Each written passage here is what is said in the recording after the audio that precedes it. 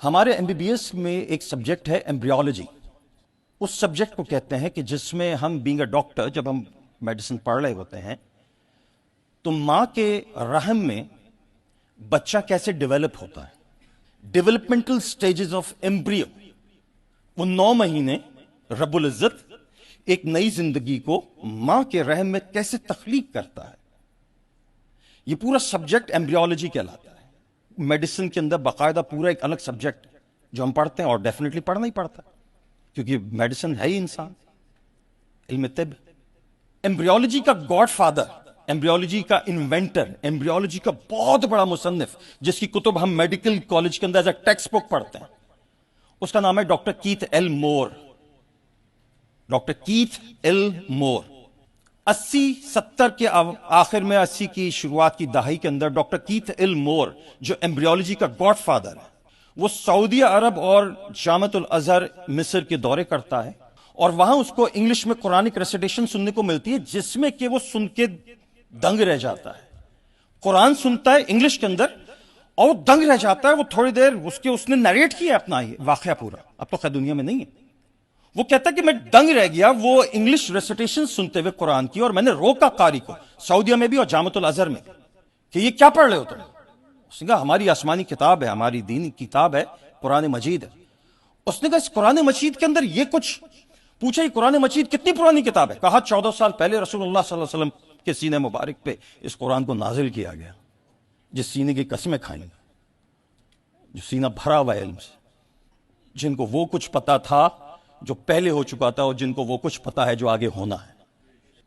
وہ ڈاکٹر بولتا ہے کہ یہ جو کچھ تم نے قرآنی آیات پڑھی ہیں اس میں تو بچے کی نشو و نما کے مختلف درجے بتائے گئے ہیں کہ پہلے ایک بچہ کس شکل کا ہوتا ہے. میں نے اس پہ پورے لیکچر کنڈکٹ کیے تھے ایک مسجد.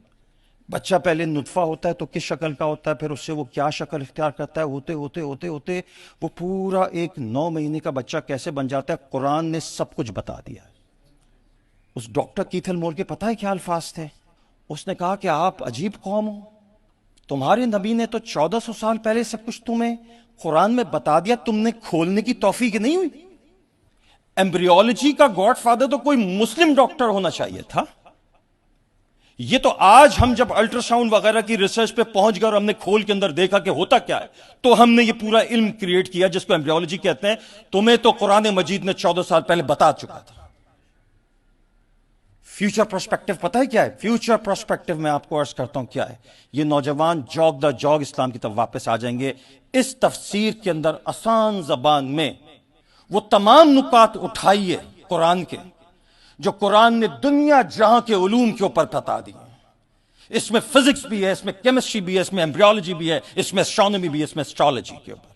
اب تک یہ بات ڈسکور ہو چکی ہے کہ قرآن کے اندر دنیا جہاں کے کچھ نہیں تو کچھ نہیں 9999 علوم موجود ہیں.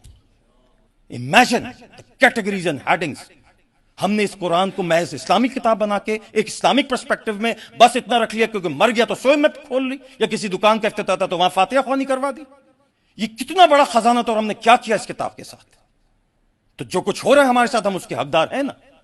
جہاں آج کھڑے ہو گئے آ کے کہ وہ اقوام ہم پہ حکومت کر رہی ہیں جو آج سے صرف 200 سال پہلے جنگلوں میں آوارہ پڑی پھرتی تھی، آج وہ ہم پر حکومت کر رہی ہیں. ناسا کی لائبریریز کے اندر قرآن کی انگلش ریسیٹیشنز موجود ہیں.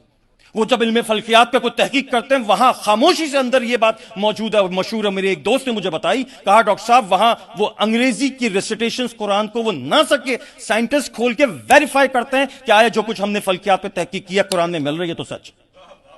اور ہم وہ اندھے ہیں کہ جن کو وہ علم دیا گیا تھا ہم نے بند کر کے یہاں رکھ دیا. زیادتی تو ہم نے خود کی ہے نا اپنے ساتھ. دوسروں کو کیوں اپنا دشمن بنائے بیٹھے؟ ہم خود ہی اپنے بڑے دشمن ہیں. ہم سے بڑا کون دشمن ہوگا اپنا؟ اس تفسیر کے اندر ڈاکٹر صاحب سے میری گزارش ہے، اور اس میں جو میں آپ کے کام آ سکا، سائنٹیفک نکات ڈالیے کھول کھول کے اس طرح سے کہ دیکھو اے دنیا والوں، جو تم آج بتا رہے ہو دنیا کو قرآن نے 14 سال پہلے بتا دیا تھا.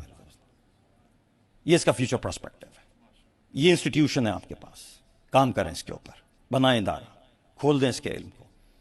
اللہ تعالیٰ سے میری بڑی مخلص دعا ہے، یہ جو آج پلیٹ فارم میں یہاں دیکھ رہا ہوں، آپ کی دل جمعی دیکھ رہا ہوں، تسلیم بھائی کی محبت دیکھ رہا ہوں، اسماعیل بادونی صاحب کو تو اللہ رب العزت نے ماشاءاللہ، میں نے کہا نا مجھے بڑی امید ہو چلی ہے کہ اس کو بنیاد بناتے ہوئے، اس بیج کو استعمال کرتے ہوئے، کاش کہ ایسا ممکن ہو جائے آنے والے مستقبل میں کہ ہم دنیا کو اسلامک ایجوکیشن کریکولم واقعتاً دینے کے قابل ہو جائیں انشاءاللہ۔